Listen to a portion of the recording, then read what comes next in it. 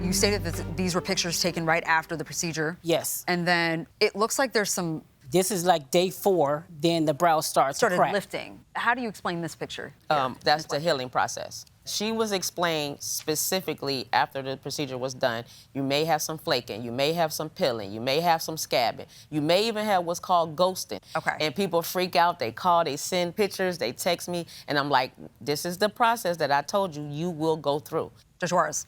Ms. Evans, did you see this sheet that Ms. Blackshear gave? Yes, after she was done with my brows, and then that's when she gave it to me. So why were you still concerned that the shape was off, that they were flaking? Why did you still have those concerns? Because I still didn't have any brows when she finished.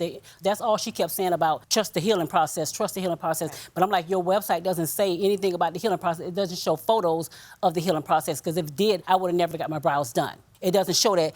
Even these photos came off of her website. So these are before and after photographs of other people that you took off of the defendant's website? Yes, okay. correct. And you recognize these, Ms. Blackshear? Yes, these are my photos. Her eyebrows in these photographs, in all fairness, they don't look like most of the photos on your website. They don't look like your brows. Why is that? The photos on my website are photos from immediately after the service is done. So they have not went through the healing process as of yet. Everybody comes back, like I say, in 6 to 8 weeks to get a retouch. And that is what I consider the icing on the cake. Why didn't Ms. Evans' brows look anything like that after the first appointment? They did. But what about now? They don't look like that now. She never came back for her retouch. Why do you put photographs up on your website of what happens immediately after the appointment is done if that's really not what the ultimate brows are going to look like? Wouldn't that be misleading to someone? No, because ultimately, once you do the second procedure, that's how your brows are going to look. And like I say, it's on here that everybody's skin is different. So I cannot tell you how your brows are going to be or how they're going to heal, because everybody's skin is different, everybody's diet is different, everybody takes different medications.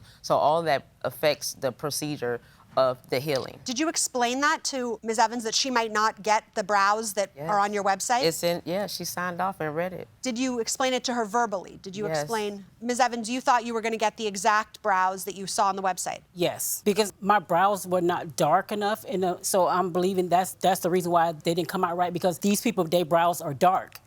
And so mine were never dark. She never asked me what color I wanted.